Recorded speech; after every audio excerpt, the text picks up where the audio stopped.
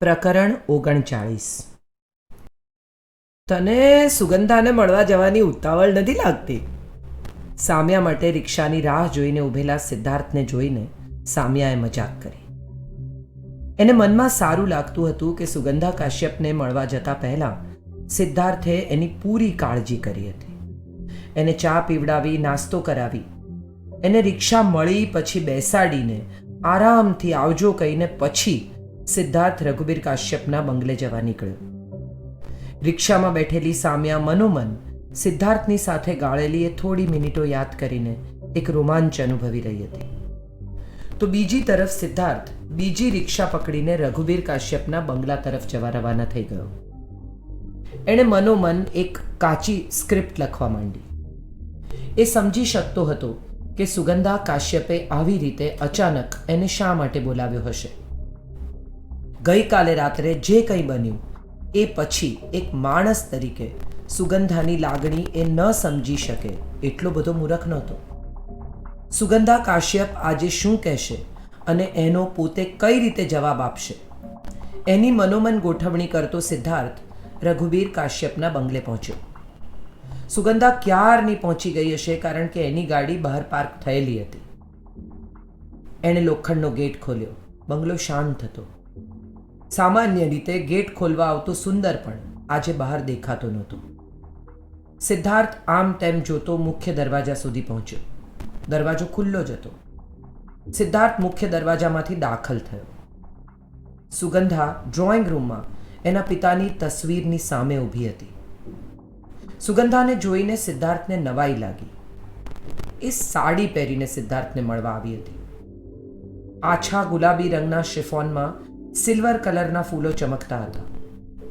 Silver કલરના spaghetti blouse ઉપર ગુલાબી લેસ ખૂબ સુંદર દેખાતી હતી.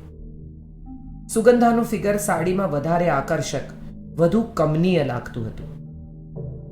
છૂટા વાળ સાથે એ પિતાના ફોટાની સામે ઊભી હતી. સિદ્ધાર્થ ત્યાં જ અટકી ગયો. એણે જોયું કે સુગંધા એના પિતાની તસવીર સાથે વાત કરી રહી છે, એટલે અવાજ ન થાય એમ એ મુખ્ય દરવાજામાં જ ઊભો રહી ગયો. સમજી નથી શકતી હું સાચું કરી રહી છું કે નહીં. સુગંધાની આંખો તસવીર તરફ હતી. એ એવી જ રીતે વાત કરી રહી હતી જાણે ખરેખર રઘુબીર કાશ્યપ એની નજર સામે ઊભા હોય. એની આંખોમાં આછા ઝળઝળિયા હતા. હું જ્યાં છું ત્યાં કદાચ મને એવું કોઈ નહીં મળે જે મારો હાથ પકડે, મને સન્માનથી એક એવી જિંદગી, એવું નામ આપે જે મારે જોઈએ છે. સિદ્ધાર્થથી ઊંડો શ્વાસ લેવાઈ ગયો. એને વિચાર આવ્યો, અંતે દરેક સ્ત્રી આ જ ઝંખતી હોય છે. કદાચ સામ્યા હોય કે સુગંધા, બંનેની ઈચ્છા તો પત્ની બનવાની અને સન્માનથી જિંદગી જીવવાની જ છે. ભારતીય સંસ્કારો હજી સ્ત્રીના મનમાં અકબંધ છે. ગમે તેટલી સ્વતંત્ર સ્ત્રીને પણ મનગમતા પુરુષ સામે ઘૂંટણીએ પડવાનો એક આનંદ મળતો જ હશે. એના વિચારોની શૃંખલા તૂટી. એણે જોયું કે સુગંધા હજી પિતાની તસવીર સાથે વાત કરી રહી હતી. આ એક એવી દુનિયા છે જ્યાં દર શુક્રવારે જિંદગી બદલાઈ જાય છે. તમે તો જાણો છો, જીવી ચૂક્યા છો આ જિંદગી. આજે હું રેસમાં પહેલા નંબરે આવું છું એટલે મારા પર પૈસા લગાડે છે. કાલે સવારે જો રેસમાં બીજા નંબરે પણ આવીશ ને તો મારી કિંમત 0 કરી નાખશે. અને જો રેસ નહીં દોડી શકું તો ગોળી મારી દેતા પણ નહીં અચકાય આ લોકો. હું જ્યાં ઊભી છું ત્યાંથી જ નીકળી જાઉં એ વધુ યોગ્ય નથી? શું કહો છો તમે? જાણે ખરેખર તસવીર જવાબ આપવાની હોય એમ એ તસવીર સામે જોઈ રહી હતી, આશાભરી આંખે. તમે તો જાણો છો હું એને ચાહવા લાગી છું. આમ તો કોઈ પણ એના પ્રેમમાં પડી જાય એવો માણસ છે. હું નથી જાણતી એના મનમાં મારા માટે શું છે, પણ આજે તમારી હાજરીમાં તમારા જ ઘરમાં એને સીધે સીધું પૂછી લેવું છે મારે. આ સાંભળીને સિદ્ધાર્થ સહેજ અચકાઈ ગયો. એણે જે ધાર્યું હતું એ જ કહેવાની હતી સુગંધા. એને ના પાડવાની તૈયારી નહોતી સિદ્ધાર્થની. દરવાજાની વચ્ચોવચ્ચ ઊભેલા સિદ્ધાર્થને અચાનક સમજાયું કે સુગંધાની આ વાત સાંભળીને એને પોતાના મનમાં ચાલી રહેલા વિચારોની સમજણ પડવા લાગી હતી. સુગંધા એને ગમતી હતી. એણે મુગ્ધ ભાવે એને પડદા પર જોઈ હતી, પણ પ્રેમ હતો કે નહીં એ એને હજી સમજાતું નહોતું. સુગંધાની તસવીર સાથે ચાલી રહેલી વાત સાંભળીને એને પણ પોતાના મનનો અરીસો દેખાયો. એણે મનોમન વિચારી લીધું ને પછી ખુલ્લા દરવાજા પર ટકોરા માર્યા. સુગંધા ચોંકી. એણે સિદ્ધાર્થને દરવાજામાં ઊભેલો જોયો. એ સિદ્ધાર્થની નજીક આવી. વેલકમ. એના ચહેરા પર સ્મિત આવી ગયું. આમ અચાનક કેમ બોલાવ્યા એવો વિચાર તો આવ્યો જ હશે તમને, એણે કહ્યું. Not really. સિદ્ધાર્થના ચહેરા પર સ્મિત આવી ગયું. હું જ વિચારતો હતો કે તમને મળી લઉં, પણ યુ નો કોન્ટેક્ટિંગ યુ ઇઝ. કેમ? સુગંધાએ વચ્ચે જ પૂછ્યું. કેમ મળવું હતું મને? વેલ, સિદ્ધાર્થના ચહેરા પર સ્મિત અકબંધ હતું. મારી વાત હું પછી કહીશ. હમણાં તો તમે બોલાવ્યો છે એટલે તમે કહી નાખો. મને ગોળ ગોળ વાત કરતા નથી આવડતી. સાદી અને સ્પષ્ટ વાત એ છે કે હું તમને ચાહવા લાગી છું. મને એવું લાગે છે કે હું મારી બાકીની જિંદગી તમારી સાથે જીવી શકું તો સારું. સુગંધાએ જેટલી સહજતા અને સ્વાભાવિકતાથી કહી દીધું એટલી સ્વાભાવિકતા અને સ્પષ્ટતાની સિદ્ધાર્થને અપેક્ષા નહોતી. એણે ધાર્યું હતું કે સુગંધા એને બેસવાનું કહેશે, આડી અવળી વાતો કરશે, કદાચ પ્રેમની અભિવ્યક્તિ જુદી રીતે કરશે, પણ એવું કંઈ થયું નહીં. એ તો સીધી જ મુદ્દા પર આવી ગઈ. સાદી ભાષામાં સાદી વાત કહી દીધી. સિદ્ધાર્થ મનોમન તૈયાર હતો તેમ છતાં એને જવાબ શોધવો પડ્યો. એ થોડી વાર ચૂપ રહ્યો એટલે સુગંધા 2 ડગલા નજીક આવી. એણે સિદ્ધાર્થની આંખોમાં આંખો નાખી. તમે ના પાડી શકો છો. મેં મારા મનની વાત કહી છે. તમે તમારા મનની વાત કહી શકો છો. મારા મનની વાત? સિદ્ધાર્થ 2 ડગલા આગળ આવ્યો. બંનેની વચ્ચે હવે એક વહેંતનું એ અંતર નહોતું. સુગંધા પ્રમાણમાં સામાન્ય છોકરીઓ કરતાં ઊંચી હતી અને હીલ પહેરીને ઊભી હતી, એટલે સિદ્ધાર્થ અને એની વચ્ચે ઊંચાઈનું બહુ અંતર નહોતું. સિદ્ધાર્થ થોડીક ક્ષણો એની આંખોમાં જોઈ રહ્યો. એક્ઝેક્ટ રઘુબીર કશ્યપ જેવી કથ્થઈ આંખો, ગોરી સ્પોટલેસ ત્વચા, મોતીના દાણા જેવા દાંત, સુરેખ હોઠ, સપ્રમાણ નાક. સિદ્ધાર્થે પોતાના બંને હાથ એના બંને ગાલ પર મૂક્યા. બંને હથેળીની વચ્ચે એનો ચહેરો પકડ્યો. પછી એના કપાળ પર એક ચુંબન કર્યું. સુગંધાના વાળમાંથી આવતી અરોમા, એનું ડીઓ, એની ત્વચાનો સ્પર્શ કે પછી એના શરીરમાંથી ઉડતી એક અલગ પ્રકારની આમંત્રણ આપતી ફ્રેગ્રન્સ સિદ્ધાર્થના મન અને મગજ પર છવાવા લાગી. એને પોતાને જાણે લાગવા માંડ્યું કે આ ઘડી, આ પળ કાયમ માટે સ્થિર થઈ જાય. એણે ક્યારે સુગંધાના ચહેરા પરથી હાથ હટાવીને પીઠ અને કમર સુધી પહોંચાડી દીધા એની એને પોતાને જ ખબર ના રહી. જિંદગીમાં ક્યારેય નહોતો અનુભવ્યો એવો અવર્ણનીય નશો અનુભવી રહ્યો હતો સિદ્ધાર્થ. એનું રોમ રોમ જાણે સજીવ થઈ ગયું હતું. ચામડીના તસુએ તસુ પર જાણે સુગંધાના ટેરવાની તરસ ઉભરાતી હતી. હજી થોડા કલાકો પહેલા સામ્યાની સાથે જે અનુભવ્યું હતું એના કરતાં સાવ જુદું અને સાવ અજાણ્યું હતું. આ એક શરીરનો અનુભવ હતો અને બીજો આત્માનો. સામ્યાના સ્પર્શમાં ક્યાંક એક પુરુષ જાગ્યો હતો, પણ સુગંધાના સ્પર્શમાં સિદ્ધાર્થની ભીતર એક પ્રેમીએ જન્મ લીધો હતો. સુગંધાની રેશમી ત્વચા પર એની આંગળીઓ બહુ જ હળવાશથી, રુજુતાથી ફરી રહી હતી. સુગંધાએ બંને હાથે મુઠ્ઠીમાં સિદ્ધાર્થનું શર્ટ પીઠ પાસેથી પકડી લીધું હતું. માથું પાછળની તરફ નમાવીને, આંખો મીચીને સુગંધા ચુંબનની પ્રતીક્ષા કરી રહી હતી. એનું શરીર કમાનની જેમ તણાયેલું હતું.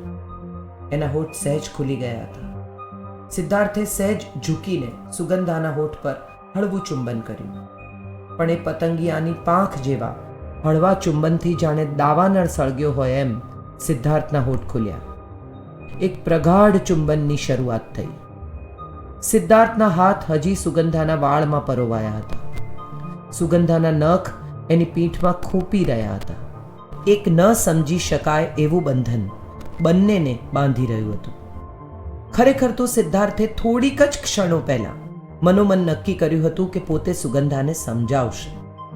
આ સંબંધ ક્યારેય શક્ય નથી એવું એને ગળે ઉતારવાનો પ્રયત્ન કરશે.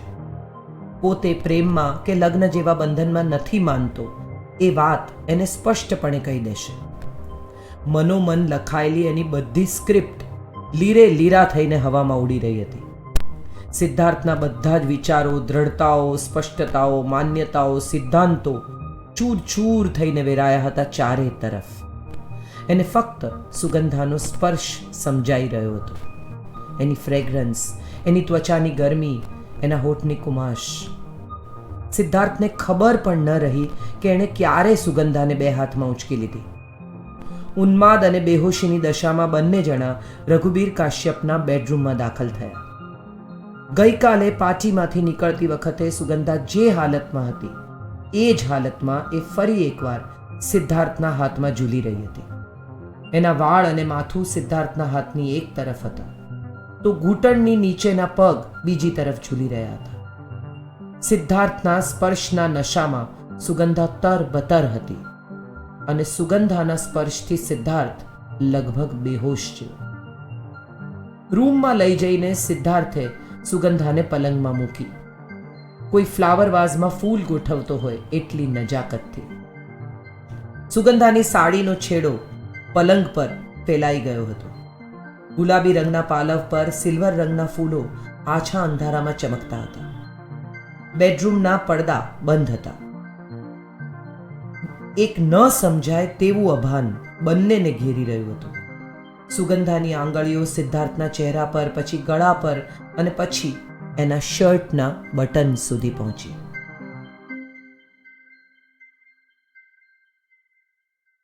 હું રઘુવીર કાશ્યપના બંગલે જાઉં છું, સુશાંતે ફોન પર કહ્યું. સુગંધા પેલા હરામખોરને મળવા ત્યાં ગઈ છે. તને કેવી રીતે ખબર? અર્જુન દેશમુખે પૂછ્યું. એના ઘેરથી ખબર પડી. હું ઈચ્છું છું કે તું મારી સાથે આવે, આપણે એની ખબર લઈ નાખીએ, સુશાંતે કહ્યું. તને શું લાગે છે હું ત્યાં જઈને મારામારી કરું? મૂર્ખો પુરવાર થાઉં? હજી ગઈકાલ રાતની ઘટના બહુ વાસી નથી થઈ. મારા બાપે સવારના પોરમાં મારી ખબર લઈ નાખી છે, અર્જુન દેશમુખે કહ્યું. આપણે એને પતાવી દઈએ, સુશાંતે કહ્યું. કોને? અર્જુન દેશમુખે કંટાળા સાથે પૂછ્યું. એ છોકરાને, સુશાંત ઉશ્કેરાટમાં હતો. તારી અક્કલ ઘાસ ચરવા ગઈ છે. ફોન મૂક. હું ચીફ મિનિસ્ટરનો દીકરો છું, સુપરસ્ટાર છું. મીડિયાની નજરમાં સતત હું હોઉં છું. તારે શું છે? નાગો નાય શું ને નીચો બેશું, અર્જુને કહ્યું. નોનસેન્સ! હું તારા ભલાની વાત કરું છું ને તું મને જ. સુશાંતનો અવાજ ઊંચો થઈ ગયો. મારું ભલું? મૂર્ખ, મને સમજાય છે કે તું તારી રોટલી શેકે છે. તારી બહેનનું મારણ બાંધીને સિંહનો શિકાર કરવા નીકળ્યો છે. મૂર્ખ, સિંહનો શિકાર કરવા માટે બંદૂક જોઈએ. મારણ બાંધવાથી સિંહ આવે પણ લાકડીથી મરે નહીં. અર્જુને ફોન ડિસ્કનેક્ટ કરી નાખ્યો. સુશાંતને કોઈએ તમાચો માર્યો હોય એવી લાગણી થઈ. એના મોઢામાંથી ગંદી ગાળ નીકળી ગઈ. ફોન મૂકીને અર્જુન દેશમુખ ક્ષણભર ફોન સામે જોઈ રહ્યો. પછી એણે પણ સુશાંતને ગંદી ગાળ દીધી. ફોન ડિસ્કનેક્ટ કરી નાખ્યા પછી અર્જુનને વિચાર આવ્યો. સાલો વિચાર ખોટો નથી. ત્યાં જઈને ખેલ પાડી દઈએ તો સુગંધા કાશ્યપ નામની વાઘણને પાંજરામાં પૂરી શકાય. એ સુગંધાને મારી સામે ગાજર બનીને લટકાવે એને બદલે હું સુગંધાની સામે એના ભાઈનું ગાજર લટકાવું અને એને જ દોડતી કરી દઉં તો મામલો જામી જાય. એણે ફોન લગાડ્યો. કિધર હે તું? થોડી વાર સાંભળ્યા પછી એણે કહ્યું અને ઉમેર્યું, ભાવ સાહેબ को बोल के रघुबीर कश्यप के बंगले पे पहुंच. રિવોલ્વર ભરેલી રાખજે, કદાચ જરૂર પડશે. સામેથી કોઈકે એને પ્રશ્ન પૂછ્યો. अर्जुन ने जवाब आप्यो, भाव साहब को बोलना अर्जुन ने बुलाया है, मेरे को जल्दी अर्जेंट काम है, समझा? रिवॉल्वर लेके रघुबीर काश्यप के पुराने बंगले पे पहुंच. फोन कपाई गयो. अर्जुन देशमुख ઘડીભર ફોન સામે જોઈ રહ્યો અને પછી રઘુબીર કાશ્યપના બંગલે જવાની તૈયારી કરવા લાગ્યો.